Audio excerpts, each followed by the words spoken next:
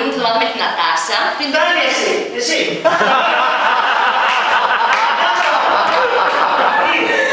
Εγώ... Κατερίνα μπροστά. Μπράβο, παιδιά μου. Πάρε λεφτά. Εσύ πάρε λεφτά. Κάτω πουθά.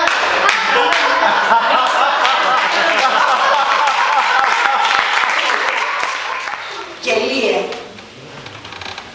Σε άκουσα! Ωραίο παράδειγμα, μάγκες! Και αυτά εσύ τώρα στα αρχίδια μου για σένα. Τέλεια! Είναι καλούμε να ασχοληθώ με το δικό μας το παιδί. Το ξέρω. Κράτα στο μάγκια για το ξένο, φίλος του δεν είναι. Απλωμένος είσαι. Δεν έχει παπά.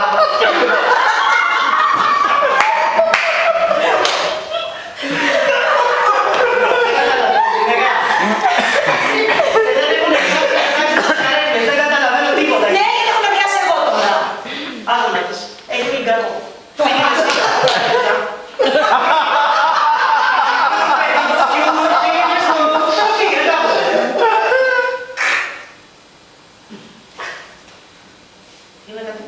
Τάσκησα, μαλάκα.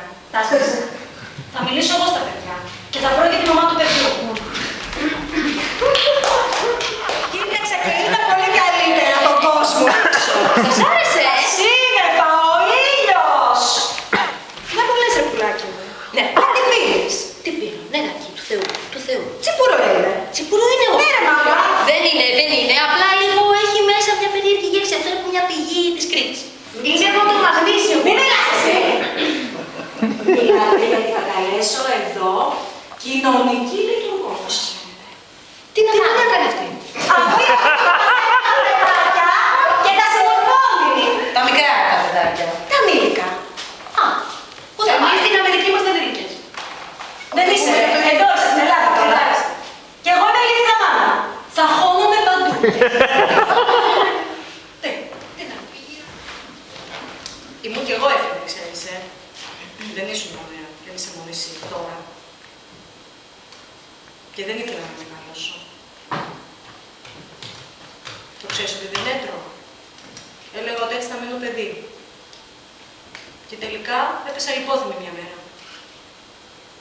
Έσπασα και το χέρι μου και συνήλθα. Βρέθηκε κάποιος να μου πει δύο κουβέντες και το κατάλαβα.